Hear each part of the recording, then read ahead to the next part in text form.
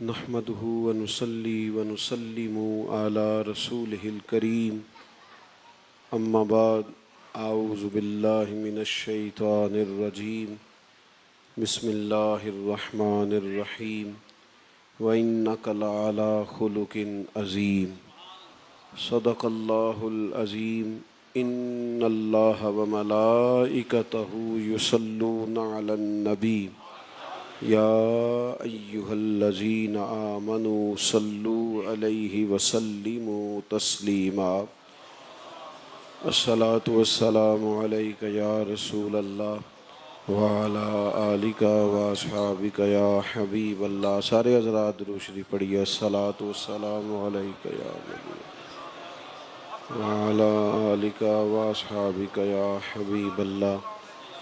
تمام تعریف حمد اور ثنا اللہ تعالیٰ جل جلالہ کے لیے، درود و سلام نبی اکرم نور مجسم شفیع معظم صلی اللہ تعالیٰ علیہ وسلم کی ذات والا صفات کے لیے حمد و صلات کے بعد عالی مرتبت استاذ الاساتذہ حضرت علامہ خان محمد چشتی صاحب دامت برکاتہم العالیہ، آپ نے ارشاد فرمایا اور میں یہاں آپ کی خدمت میں حاضر ہوا پروگرام کی غرض و غایت اور شادی کے موقع پر اس کا اہتمام آپ حضرت کے صاحبزادہ صاحب کی زبان سے سن رہے تھے۔ اللہ تعالیٰ اس محفل مبارکہ کو قبولیت کا درجہ نصیب فرمائے، ہم سب کا یہاں جمع ہونا عقائد کی پختگی، اعمال کی درستگی اور ہمارے گناہوں کی معافی کا سبب بنائے۔ انسان کی جب عادات سنور جاتی ہیں تو سب سے پہلا فائدہ اس کا اپنا ہوتا ہے۔ گناہ کی تعریف یہ ہے کہ وہ سینے میں کھٹکتا ہے، اور نیکی وہ ہوتی ہے جو انسان کے دل کو سکون عطا کرتی ہے۔ تو جب عادات اخلاق سنورتے ہیں تو سب سے پہلے انسان خود سکون محسوس کرتا ہے، انشراح صدر ملتا ہے، تحمل، بردباری اور قرار نصیب ہوتا ہے۔ اب پھر جب اس کی عادات سنور جاتی ہیں، اس کے اخلاق بہتر ہو جاتے ہیں اور اس کی تربیت عمدہ ہو جاتی ہے، تو جو اس کے زیادہ قریب رہنے والے لوگ ہوتے ہیں ان کی زندگی بڑی آسودہ ہو جاتی ہے۔ اس کے ماں باپ، بہن بھائی، بیوی بچے بڑا قرار میں آ جاتے ہیں کہ اس شخص کی عادات عمدہ ہیں۔ اللہ تبارک و تعالیٰ نے نبی اکرم علیہ الصلاۃ والسلام کو دنیا میں مبعوث فرمایا تو فرمایا وَإِنَّكَ لَعَلَىٰ خُلُقٍ عَظِيمٍ، اے محبوب علیہ السلام بے شک آپ کے اخلاق بڑے ہی عظیم ہیں، ہم نے آپ کو خلق عظیم کا مالک بنایا۔ اعلیٰ ترین اور بلند ترین اخلاق اللہ نے محبوب پاک کو عطا فرمائے، اور حضور علیہ السلام فرماتے ہیں میں مکارم اخلاق کی تکمیل کرنے کے لیے دنیا میں آیا، مکمل کر دوں گا میں اخلاق کی حدود کو، اس کے بعد کسی اور بات کی، کسی اور تربیت کی ضرورت اور گنجائش ہی نہیں رہے گی۔ میرے عزیز، آپ یاد رکھیں گے ہمارے ہاں لوگ یہ سمجھتے ہیں کہ اخلاق صرف میٹھا بولنے کا نام ہے، صرف میٹھا بولنے آپ تو با اخلاق ہیں، حالانکہ میٹھا تو بعض اوقات لوگ اپنے مطلب کے لیے بھی بولتے ہیں، مطلب نکل جاتا ہے تو ان کا اخلاق بھی رخصت ہو جاتا ہے۔ اور بعض لوگ ایسے ہوتے ہیں جن کی ٹریننگ ہوتی ہے کہ میٹھا بولنا ہے، ان کی تربیت نہیں، ٹریننگ ہوتی ہے، تربیت ہوتی ہے۔ آپ کسی بڑی کپڑے کی دکان پہ چلے جائیں، آپ کو خریداری کرنی ہے تو آپ اس سے کہیں جا کے سیلز مین سے جتنے بھی وہاں ہوں کہ جناب یہ کپڑا دکھائیے، تو وہ کبھی بھی چہرے پر شکن نہیں ڈالیں گے۔ آپ نے کہا یار نہیں ان میں سے تو کوئی میرے والا نہیں ہے، تو کہتا ہے ٹھہریں کچھ میرے پاس 2-3 تھان پیچھے بھی پڑے ہیں، سارے کھول کے اس نے دکھا دیے، پوری دکان اس نے آپ کے سامنے رکھ دی، پر آپ نے کہا یار نہیں تیرے پاس ہے ہی نہیں جو مجھے چاہیے، تو ابھی بھی وہ ناراض نہیں ہوتا، تلخی نہیں کرتا، وہ کہتا ہے جناب آپ نا تھوڑے دنوں کے بعد دوبارہ آئیے گا، مال اور آئے گا۔ میں آپ کو دکھاؤں گا، لیکن جب آپ دکان کی سیڑھیاں نیچے اتر آتے ہیں تو پھر وہ کہتا ہے کہ لینا دینا اس نے کچھ بھی نہیں ہوتا، لیکن نخرے دیکھو اس کے کتنے۔ تو یہ جو اس کا رویہ آپ کے ساتھ بڑا عمدہ تھا نا، آتے ہی بڑا اچھا تھا، یہ اس کا اخلاقی رویہ نہیں تھا، یہ اس کی ٹریننگ تھی کہ تو نے اس وقت برا نہیں بولنا جب گاہک آئے۔ وہ اس کی اخلاقی تربیت کب ہوگی؟ جب وہ سب کے ساتھ ہی اچھا بولے گا، ہر ایک کے ساتھ اس کا رویہ ٹھیک ہوگا۔ میں ایک دفتر میں چلا گیا کسی کام کے لیے، تو وہاں میرے ایک دوست تھے، مجھے انہوں نے پہچان لیا تو وہ کھڑے بھی ہوئے اور انہوں نے میرے لیے چائے پانی کا بھی بندوبست کیا اور میرا وہ کام بھی انہوں نے کر دیا۔ تو اب ان کی آنکھوں میں طلب تھی کہ میں ان کے لیے تعریفی کلمات بھی کہوں۔ خواہش ہوتی ہے نا انسان کی، بعض اوقات نفس کی تسکین نہیں ہوتی میرے جیسے لوگوں کی، تو وہ ان کی خواہش تھی کہ میں کہوں کہ کیا بات ہے آپ کی، لیکن چونکہ میرا ان سے ذرا بے تکلفی کا رشتہ تھا، تو میں جب لوٹتے وقت ان کے گلے لگا تو میں نے ان کے کان میں کہا کہ اگر تو آپ نے صرف یہ رویہ میرے ساتھ اختیار کیا ہے تو آپ نے ڈیوٹی نہیں کی، تعلق نبھایا ہے، اور اگر یہی رویہ آپ کا یہاں آنے والے ہر شخص کے ساتھ ہے تو پھر مجھے فخر ہے کہ اللہ نے مجھے اخلاق والا دوست عطا کیا ہے۔ پھر آپ اپنی ذمہ داریاں ادا کر رہے ہیں، پھر آپ اپنی ڈیوٹی کے ساتھ مخلص ہیں۔ میرے دوست، فقط میٹھا بولنا اخلاق نہیں، اس کو سمجھ لیں۔ آپ کا حسن تربیت اس طرح کا ہو کہ آپ میٹھا بولیں بھی اور اچھا سوچیں بھی، آپ کا مزاج مثبت ہو جائے، آپ کا رویہ مثبت ہو جائے۔ آپ میٹھا بھی بولیں، لیکن اس سے زیادہ ضروری یہ ہے کہ سچ بولیں، آپ خلاف واقعہ بات نہ کریں۔ اللہ کے پیارے حبیب علیہ الصلوۃ والسلام اخلاقی بلندیوں کے ساتھ دنیا میں تشریف لائے۔ ہم جب سنت شریعت کی بات کرتے ہیں نا کہ ہمیں حضور کے طریقے پر چلنا چاہیے، تو اس وقت بھی ہمارے پیش نظر چند ایک آسان سنتیں ہوتی ہیں۔ میٹھا کھانا سنت ہے، مسواک کرنا سنت ہے، اور ٹخنے ننگے رکھنا سنت ہے۔ میرے بھائی، یہ ساری بھی سنتیں ہیں، لیکن دل صاف رکھنا بھی تو سنت ہے نا، سینہ کشادہ رکھنا بھی تو سنت ہے نا، معاف کر دینا بھی تو سنت ہے نا، درگزر کرنا بھی تو سنت ہے نا، کسی کے حق میں خیر خواہی کا جذبہ رکھنا بھی تو حضور کی سنت ہے۔ ان سنتوں پر کب عمل ہوگا؟ ان کے بارے میں ہم کب سنجیدہ ہوں گے؟ تو جب تک اخلاقی طور پر رویے سنور نہیں جاتے۔ دو چار چیزوں کی زندگی گزارنے کے لیے بڑی زیادہ ضرورت ہوتی ہے، وہ اخلاقی رویے ہماری زندگی میں ہونا بڑا ہی ضروری ہے۔ ایک تو سب سے زیادہ ضرورت ہوتی ہے بردباری کی، تحمل مزاجی۔ ہم نا جلد باز بہت ہوتے ہیں۔ میں نے دیکھا ہے بعض لوگ متاثر بھی جلدی ہوتے ہیں اور مخالف بھی جلدی ہوتے ہیں، وہ رائے قبول بھی جلدی کرتے ہیں اور رد بھی۔ تحمل مزاج بنے، بردبار بنے، اپنے مزاج میں ٹھہراؤ پیدا کریں، حوصلہ ہو۔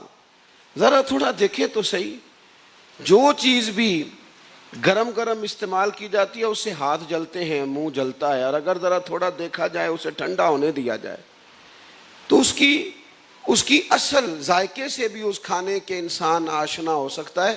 مزاج میں تیزی نہیں، عزم میں تیزی ہونی چاہیے، محنت میں تیزی ہونی چاہیے، لیکن نتیجے کے معاملے میں بردباری، حوصلہ، تحمل مزاجی۔ ملت کے جوانوں کو آج بڑی پریشانی رہتی ہے، اس کی سب سے زیادہ پریشانی تو ہوتی ہے فوٹو کی، سب سے زیادہ پریشانی ہوتی ہے سٹیٹس کی۔ میں اکثر ایک دعا مانگتا ہوں، آج پھر مانگنے لگا ہوں، آپ نے آمین کہنا ہے۔ اللہ کرے کہ کبھی کبھی ہم موبائل جیب میں بھی ڈال لیں، آمین تو کہہ دیں، دعا ہی مانگی ہے نا یار۔ کبھی کبھی، یعنی اس سے تھوڑا یہ ذہن پہ نہیں سوار ہونا چاہیے، استعمال کریں، چلائیں، لیکن یہی زندگی نہیں ہے۔ زندگی کے تو اللہ نے بڑے خوبصورت خوبصورت رنگ پیدا فرمائے ہیں، اس حسن کو آپ ملاحظہ فرمائیں تو اسی میں نہ الجھ جائیں، اور بھی غم ہیں زمانے میں محبت کے سوا۔ باقی چیزوں پر بھی توجہ ہونا چاہیے. آمدام برسر مطلب تحمل مزاجی، بچوں میں جلد بازی، تیزی اور فوراً نتیجہ چاہیے. ابھی 6 ماہ نہیں ہوئے پوری طرح کام کرتے تو انقلاب کیوں نہیں آ رہا، فلاں چیز ٹھیک کیوں نہیں ہو رہی. آپ کے رویے میں ٹھہراؤ. 10 دن قیام کیا ہے نبی پاک علیہ السلام نے طائف میں، 10 دن. اور حضور کی تبلیغ میں، دعوت میں جو درد تھا نا، وہ ویسے ہی بڑا قابل کشش تھا، اس سے ویسے ہی طبیعت مائل ہوتی تھی. لیکن 10 دن جب وہاں قیام رہا تو جواب میں ان لوگوں نے پتھر مارے. حضرت زید بن حارثہ رضی اللہ تعالیٰ عنہ ساتھ تھے. فرماتے ہیں میں نے واپسی پہ عرض کی حضور کرے نا دعا، یہ تباہ ہو جائیں، اتنی تکلیف بھی کو دیتا ہے. آپ کے پورے وجود نازنی کو زخموں سے بھر دیا، آپ کریں دعا. تو فرماتے ہیں محبوب نے ہاتھ اٹھائے اور کیا دعا کی؟ کہا اے اللہ انہیں ہدایت دے دے، انہیں پتہ ہی نہیں یہ کیا کر رہے ہیں. جس طرح بندہ بچوں کے حق میں نہیں کہتا ابھی چھوٹا ہے، ابھی سے پتہ ہی نہیں، ابھی سے سمجھ ہی نہیں، شعور ہی نہیں، عقل ہی نہیں رکھتا، یا اللہ ہدایت دے دے. اب یہ تحمل مزاجی، بردباری اور حسن ظن کا رنگ دیکھیے. حضرت زید عرض کرنے لگے حضور 10 دن ہم رہے، چلو ایک بندہ تو سعید مزاج ہوتا، ایک بندہ تو منصف مزاج ہوتا، ایک تو ہوتا جو ساتھ ہی چلتا، اور خیر کی دعوت ایک تو ہوتا. تو یا رسول اللہ جب ایک نے بھی بات نہیں مانی تو آپ پھر بھی ہدایت کی دعا کر رہے ہیں. تو بڑے بردباری سے، بڑے حوصلے سے، بڑے تحمل سے، یعنی انہوں نے روڑے مارے ہیں. اللہ کرے آپ کو سمجھ آئے میری بات کی. ادھر دیکھیں میں کیا کہہ رہا ہوں. رد عمل کے طور پر بھی کبھی جلد باز نہ ہو، تحمل نہ چھوڑیں، بردباری نہ چھوڑیں. انہوں نے روڑے مارے، حضور ہدایت کی دعا کر رہے ہیں. یا رسول اللہ ایک نے بھی نہیں مانا اور آپ دعا کر رہے ہیں. تو پتہ ہے کریم نے کیا فرمایا؟ حضور فرمانے لگے زید یہ اگر نہیں نہ مانتے تو مجھے امید ہے ان کی آنے والی نسلیں مان جائیں گی. آنے والی نسلوں پر حسن ظن رکھ کر اتنا بڑا سعادت مندی کا انہیں محبوب نے تمغہ دیا. ہمیں تو بھائی جلدی بڑی ہے، بردباری نہیں، مزاج میں ٹھہراؤ نہیں، تدبر نہیں. اگر آپ زیادہ توجہ کریں تو خاص بات کروں آپ کے ساتھ. موبائل ایتھے رہنے جائے تو میں ٹر جانا جی. اللہ آپ کو خوش رکھے، آپ میری بات پر غور فرمائیں. 2-4 دوست بنا لیں، وہ ایک دوسرے کو دے دیں، باقی سنیں تو صحیح نا یار. اثر کرے نہ کرے سن تو لے میری فریاد. آپ اتنی بڑی تعداد میں آئے ہیں اہل محبت، اللہ آپ کو بہت ساجر عطا کرے. آپ غور کریں کیا عرض کرنے لگا ہوں. بچے جو ہوتے ہیں نا وہ ہمارے بچے ہیں، اور بچے غلطی بھی کرتے ہیں. بچے تو بالکل چپ کر کے سنجیدہ ہو کے خاموش ہو کے بیٹھے ویسے نہیں اچھے لگتے، وہ تو آتے جاتے بھاگتے. لیکن بعض بچوں کا شکوہ ہے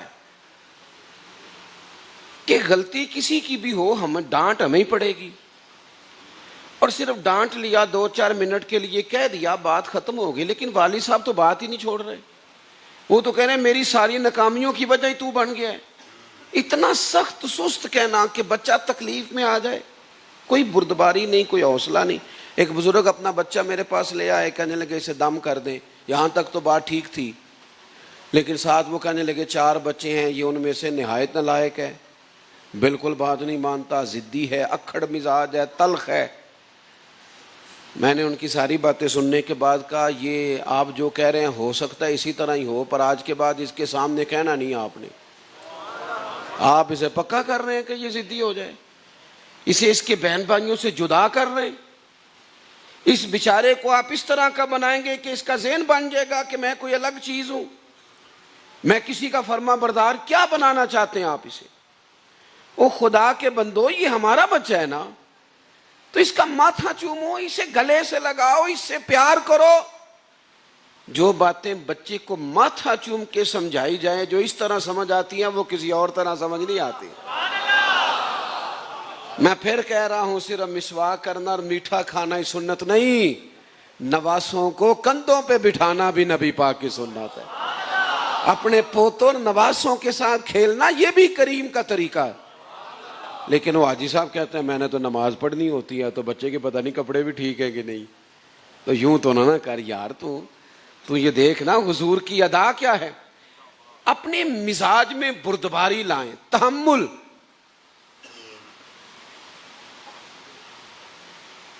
گرمیوں میں نا جس بندے کا 10 منٹ اے سی بند ہو جائے نا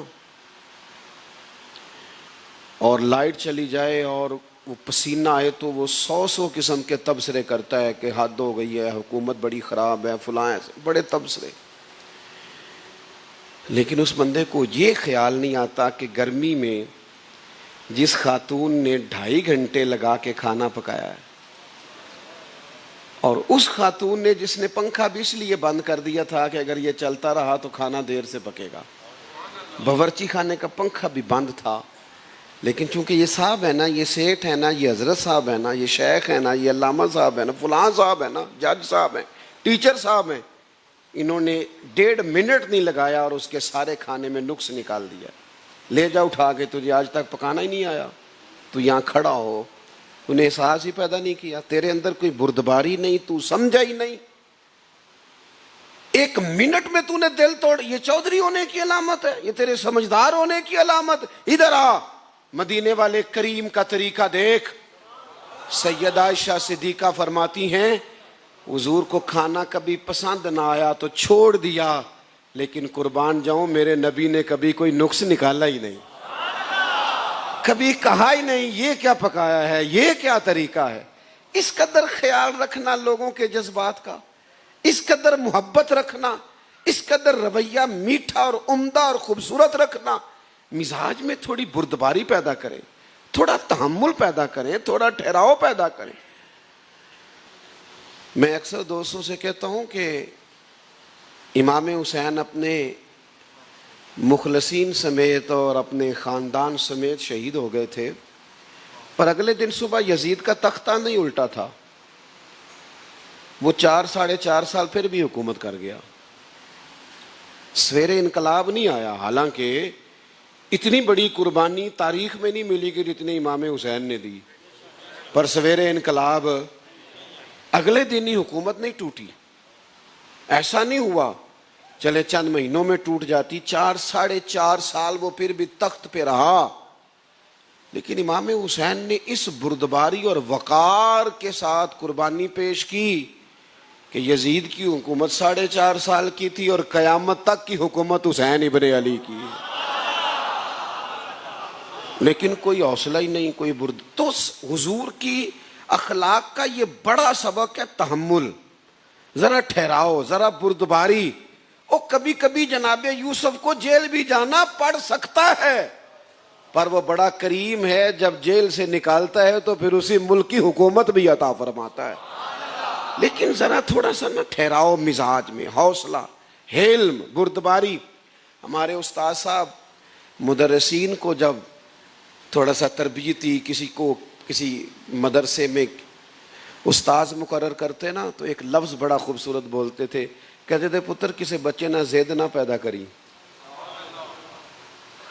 تو ہم نے ایک دفعہ پوچھا استاد صاحب بچے سے زید, کہنے بعض اوقات نا کسی بال تو چڑن لگ پئیدا ہے, کوئی ایک کدی واری وہ کو نافرمانی ہو گئی یا ابے نو لے یا کوئی شکایت, تو پھر ہم نہ چڑتے ہیں اس سے. تو وہ تو بیچارہ بچہ ہے, ہم تو اس کے استاد ہیں, ہم نے چڑنا نہیں, ہم نے تو اس کی تربیت کرنی, ہم نے تو اس سے پیار کرنا ہے. وہ ایک غلطی 100 دفعہ بھی دہرائے تو استاد کس بات کا, جب اسے قائل ہی نہ کر سکے, سمجھا ہی نہ سکے, تو مزاج میں بردباری لائیں. میں جوانوں سے عرض کروں گا ذرا تھوڑا حوصلہ.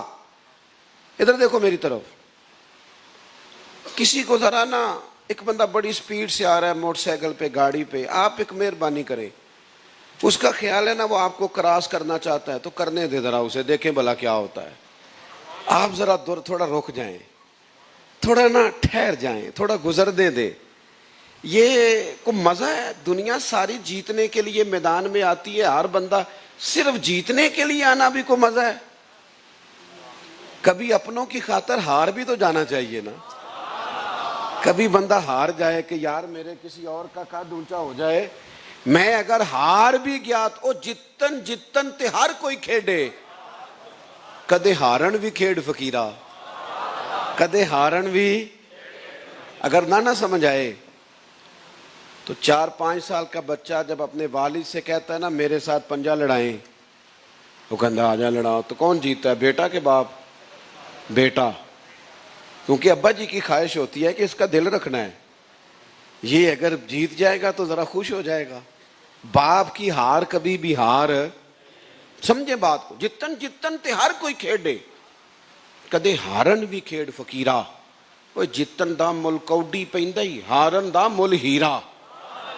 تھوڑا سا نہ کسی کو گزرنے دیں، تھوڑا سا کسی کو گنجائش دیں، تھوڑا سا نہ کسی کو دیکھ کے خوش ہونا سیکھیں، تھوڑا سا کسی پر نعمت آئے تو اس پر خدا کا شکر ادا کر کے دیکھیں، تھوڑا سا نہ کچھ لوگوں کو اپنے لیے باعث ناز بنائیں، تھوڑا سا نہ ایسا کریں، بردباری آئے گی۔ اور دوسری گزارش یہ ہے، صبر اخلاق کا بہت بڑا حصہ ہے۔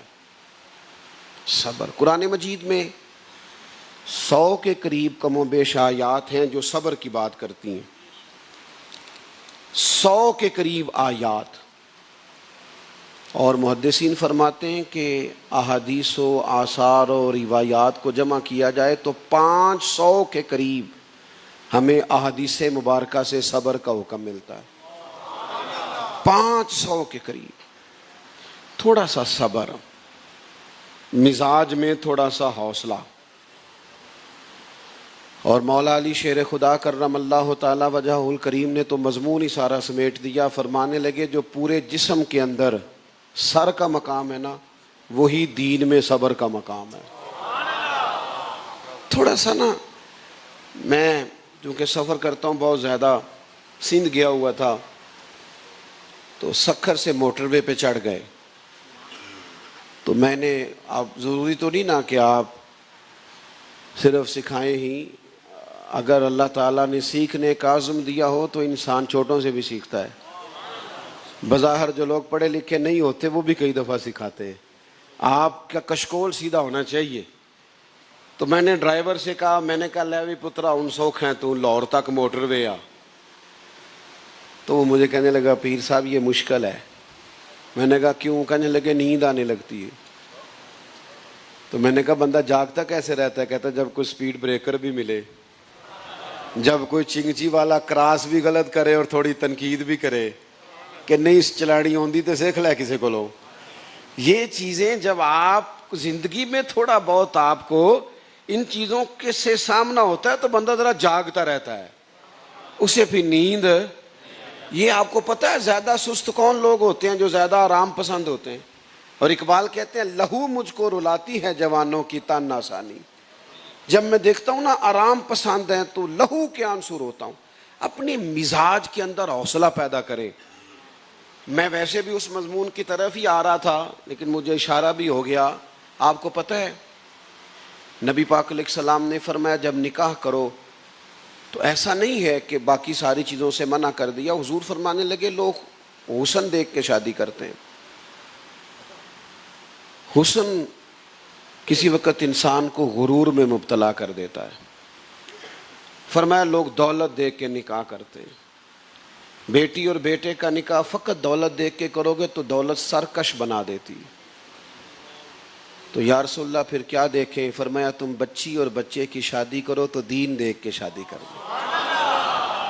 اور ایک مقام پہ حضور نے فرمایا کالا رنگ ہو اور اس کے کان، ناک کان میں سوراخ ہو، اور اگر دیندار اور با اخلاق ہو تو وہ تمہارے حق میں بہتر ہے۔ ایسی خاتون سے شادی کر لینا، شرط یہ ہے کہ دیندار ہو، با اخلاق ہو۔ آپ کو پتہ ہے مانے کوئی چاہے نہ مانے لیکن 90% سے زیادہ شادیاں پیسے دے کے کی جاتی ہیں۔ آپ کیسے توقع، ایسا مقدس رشتہ میاں بیوی کا جسے قرآن مجید نے کہا کہ اللہ کی نشانیوں میں سے نشانی ہے، ہن لباس لکم وانتم لباس لہن، ایک دوسرے کا لباس، جسے اتنا بڑا اعزاز دیا گیا اسے بھی جب پیسوں میں تول دیا جائے گا۔ مجھے بتائیے زندگی کا نظم کیسے چلے گا؟ اور یہ کرتے ہیں کام، اخلاقی کمزوری ہے، یہ کام کرتے ہیں لوگ، اس کا نتیجہ بڑا خوفناک نکلتا ہے، خوفناک۔ بچہ ڈھیر سارے پیسے کماتا ہو نا، اور اونچا لمبا ہو، قد بڑا اور چہرہ بڑا خوبصورت ہو، لیکن اگر بد اخلاق ہو نا تو سب اپنے اپنے گھر لوٹائیں گے، لیکن جس تکلیف میں وہ بیٹی وقت گزارے گی نا، کوئی سوچ نہیں سکتا۔ اس بیچاری کے پاس نہ عزت رہی، نہ گنجائش رہی، نہ اسے وہ چیز ملی جس کی اسے ضرورت تھی۔ اور خاتون جتنا مرضی جہیز لے کے آ جائے اور کچھ ڈگریاں بھی بظاہر رکھتی ہو اور ظاہری خوبصورتی بھی اس کے پاس ہو، لیکن اگر اس کا اخلاقی رویہ کمزور ہو نا، تو میں نے صرف عورتیں روتی نہیں دیکھی، میں نے مرد بھی روتے دیکھے۔ میں ذمہ داری سے کہہ رہا ہوں آپ کو، روتے دیکھے۔ ایک صاحب ایک دفعہ مجھے کہنے لگے میرے بچے بڑے ہو گئے، تو میری خاندان میں شادی ہوئی تھی تو میرے ماں باپ نے مجھے سانس تو اونچا نہیں لینے دیا کہ یہ کچھ نہیں کرنا کچھ نہیں کرنا، لیکن اب میری حالت یہ ہو گئی ہے کہ میں سوچتا ہوں کہ اپنی انسلٹ برداشت کرتا رہا، اب تو میرے بچے دیکھتے ہیں وہ کیا کریں گے۔ اور کہنے لگا اب اس سے زیادہ خوف کا شکار ہوں کہ کل کو بہویں آئیں گی گھر میں تو کیا سوچیں گی، میری قدر کیا ہے۔ اخلاقی رویہ اتنا ضروری ہے، لیکن ہم اس پر توجہ ہی نہیں دیتے، غور ہی نہیں کرتے۔ زندگی مصیبت بن جاتی ہے زوجین کے مابین اگر اخلاقیات نہ ہوں۔ دوسری اہم بات جو آپ کی خدمت میں عرض کرنی ہے، بچوں کو نا جو ان کے قریبی لوگ ہوتے ہیں ان کے بسنے میں بڑا کردار ادا کرتے ہیں۔ کبھی بھول کر بھی اپنے بیٹے کو اپنی بہو کی کوئی خامی نہ بتانا، ہوں گی اس میں۔ کبھی بھول کر بھی اپنی بیٹی کو اپنے داماد کی خامیاں نہ بتانا۔ ہم تو میرے بھائی چپ کر کے اپنے اپنے گھر چلے جائیں گے، انہوں نے اکٹھے رہنا ہے، ان کی زندگی تباہ ہو گئی۔ چاہیے تو یہ تھا کہ ان دونوں کو قریب کیا جاتا۔ اللہ کے محبوب علیہ السلام نے جب مولا علی اور سیدہ فاطمہ کا نکاح پڑھایا تو ان کے مابین محبت کی دعا فرمائی۔ اللہ ان میں محبت رکھنا، محبت۔ گھر میں ہر شے موجود ہو، پیسہ، زیورات، کھانا پینا، بڑا گھر، اولاد، لیکن اگر میاں بیوی میں محبت نہ ہو تو وہ گھر نہیں چلتا میرے بھائی، وہاں رہا نہیں جا سکتا۔ لوگ جان چھڑاتے ہیں اپنے ہی گھر سے۔ خدا را ان چیزوں کو سمجھے۔ اور پھر اس سے بڑی بات میں آپ سے عرض کروں گا، چلیں پہلے ایک خوش طبعی کی بات سن لیں۔ میرا ایک فتویٰ ہے، اس سے کافی لوگ اختلاف کرتے ہیں، آپ بھی کر لیجئے گا، آپ کو اجازت ہے۔ میں اکثر یہ کہتا ہوں کہ میاں بیوی کی لڑائی میں نا زیادہ تر غلطی میاں صاحب کی ہوتی ہے۔ نہ گھوریں آپ مجھے اتنا زیادہ، اتنا تو میں نے جرم کوئی نہیں کیا، تو سخت گھور رہے آپ۔ میاں بیوی کے جھگڑے میں زیادہ تر غلطی نہیں بولنا تسی، میں نے پتہ ہے، مجھے پتہ ہے نا، میں صحیح کہہ رہا ہوں۔ آپ کیسے بولیں گے، آپ کو پتہ ہے ویڈیو بھی بن رہی ہے، بول پڑا تو کہیں ثبوت ہی نہ ہو جائے۔ تو سنیں نا، جو میں بات کرنے لگا ہوں اس پر آپ غور فرمائیں۔ کیوں بھلا زیادہ غلطی میاں صاحب کی؟ اس کی وجہ یہ ہوتی ہے کہ عورتیں ناقصات العقل ہوتی ہیں، بیچاریوں کی عقل کمزور ہوتی ہے، تو میاں صاحب کی تو پوری ہے نا، تو پھر جھگڑا ختم کس نے کرنا تھا؟ جلدی سے بولیں۔ تو میاں صاحب تو برابر کی جنگ پہ اترے ہوئے، تو لہٰذا زیادہ سمجھدار کسے ہونا چاہیے تھا؟ جس کا شعور بلند ہے۔ آپ اگر کبھی اس احساس کو سمجھ جائیں، اس حسن کو سمجھیں لیں، اب ایک روایت سنیں، آپ کا کلیجہ ٹھنڈا ہوگا۔ سیدہ طیبہ طاہرہ حضرت عائشہ صدیقہ رضی اللہ تعالیٰ عنہ فرماتی ہیں، ایک دن حضور مجھ سے فرمانے لگے، عائشہ ایک بات کروں آپ سے؟ یا رسول اللہ فرمائیے۔ فرمایا جب آپ مجھ سے خوش ہوتی ہیں پھر بھی مجھے پتہ چل جاتا ہے، اور جب آپ کے دل میں کوئی بات ہوتی ہے پتہ مجھے پھر بھی چل جاتا ہے۔ تو کہتی ہیں میں نے فوراً عرض کی حضور مجھے میری ماں روئے، میں اور آپ سے ناراض؟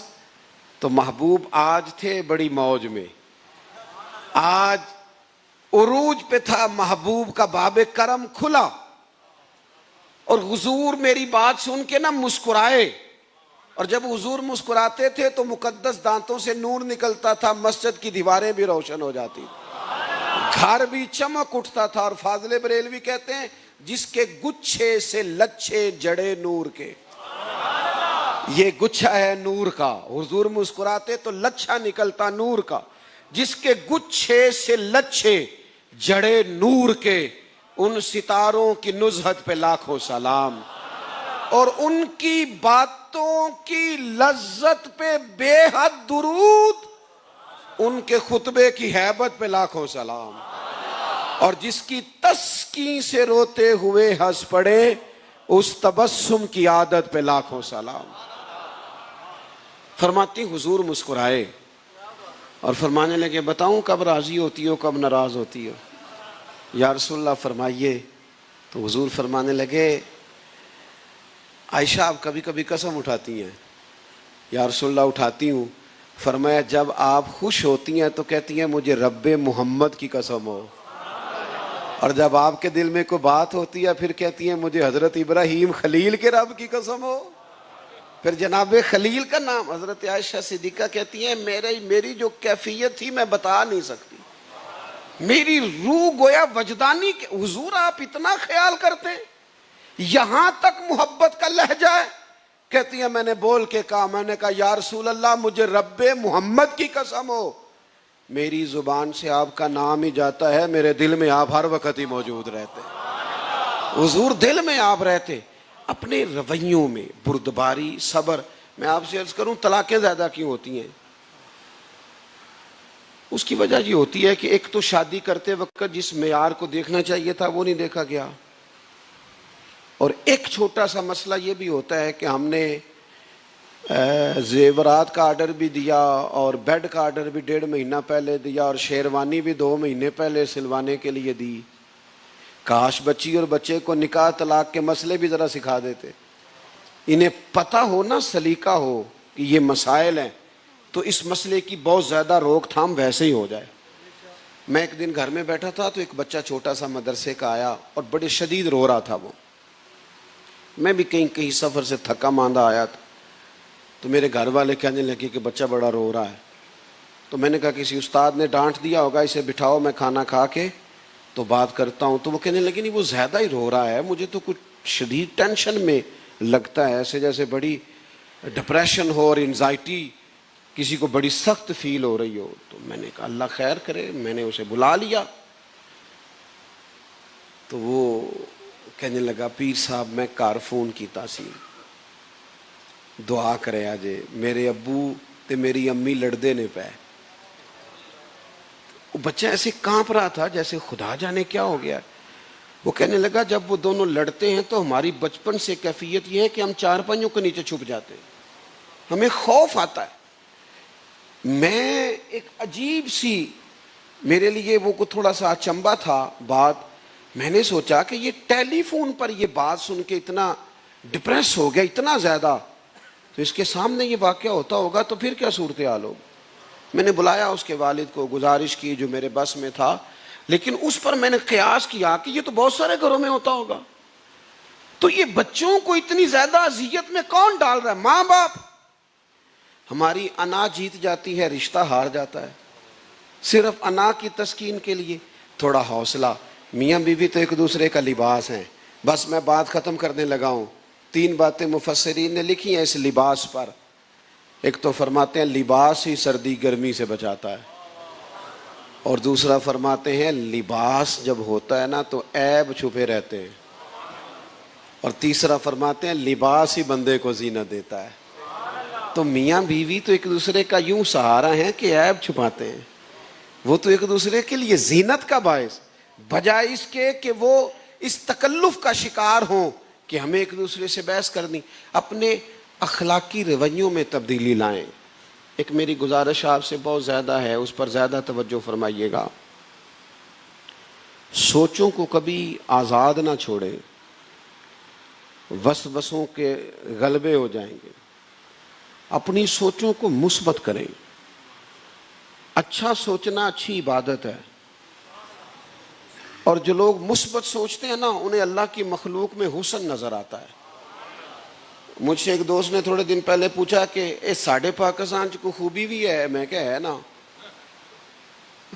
بابا فرید کا وطن ہے، داتا صاحب کا آپ کو خوبیاں نہیں نظر آ رہی؟ عجیب آدمی ہو۔